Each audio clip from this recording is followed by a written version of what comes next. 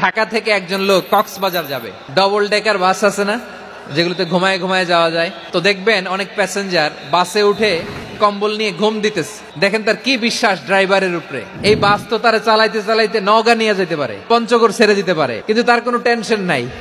সে দেখবেন ব্ল্যাঙ্কেট নিয়ে কম্বল নিয়ে দিছে জনমের ঘুম। এর কারণ তার বিশ্বাস আছে যে সকালবেলা এই বাস কক্সবাজারেই পৌঁছবে।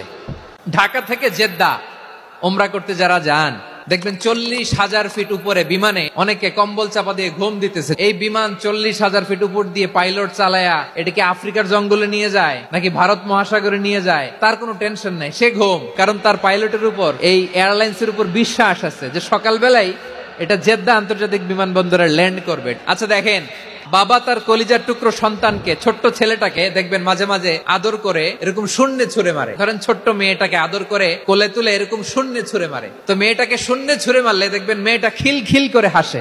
ও যদি নিচে পড়ে ওর হাতও ভাঙবে, পাও ভাঙবে, তারপরেও হাসে। কেন হাসে?